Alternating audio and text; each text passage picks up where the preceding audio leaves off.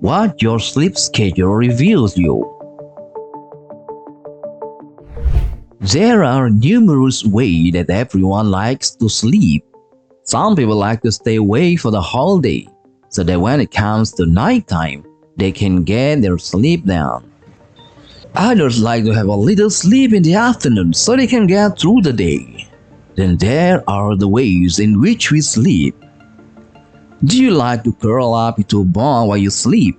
Or are you like to spread out like an octopus with your arms and legs spread out all over the place? The truth is that everyone is different and we all have different ways in which we sleep.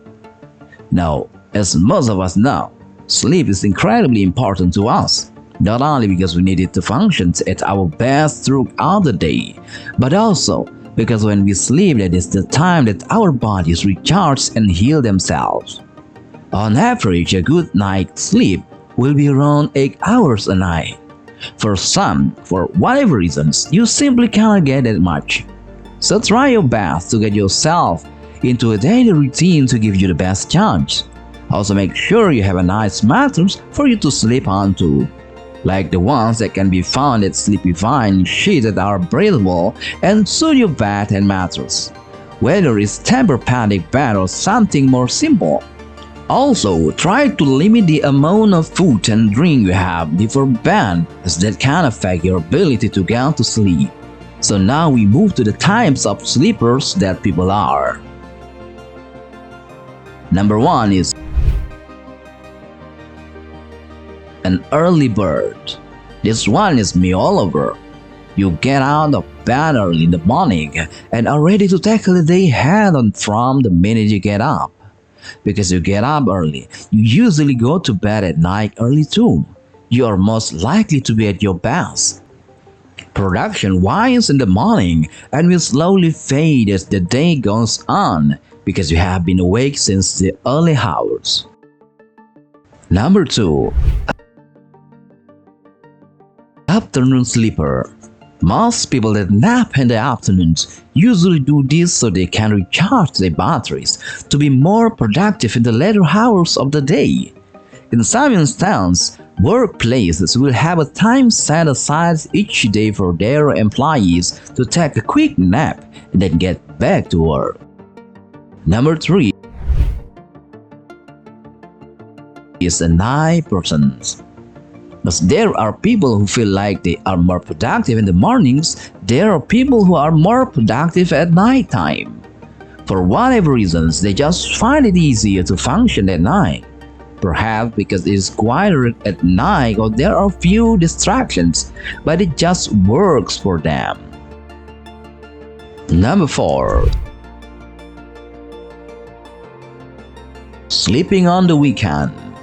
If you work hard and work long hours during the week or you are studying full-time, then you will most likely have limited sleep during the week.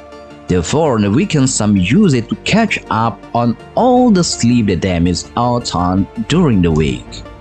According to the American Heart Association, changing up your sleep routines on the weekends could negatively affect circadian rhythms over time as well as other factors affecting your well-being and longevity.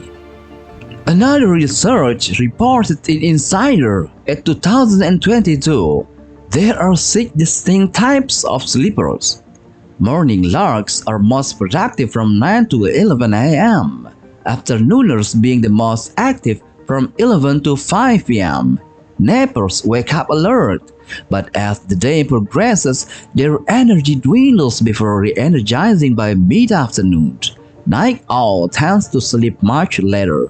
Sweeps are those super robots that are alert for the whole day until they naturally fall asleep. And finally, the last type are woodcocks, those who are constantly running on 5% of their battery capacity from the moment they wake up to bedtime. So what does your choice of sleep schedule tells you? Here's a comparison of the two extremes, a morning lark and a night owl. Number 1.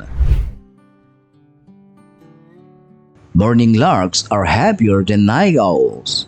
Studies show that morning larks are happier and have higher life satisfactions compared to their night owl counterparts. A large contributing factor to that is morning larks get better social support as they fit better into the majority of society that is most active in the daytime. Night owls have a tougher time integrating into society. Partially, they may not have the best familial relationship as they miss out on family times with their sleeping schedule. In the morning lark's workplace, they are able to be productive right from the get-go and operate easily in the standard 9 to 5 hours. And as such, morning larks tend to thrive in the corporate world. Number 2. Night owls are smarter than morning larks. Night owls are more intelligent than morning larks as opposed to the saying, early birds get the worm. Night owls have a better processing speed and better memory retentions than morning larks.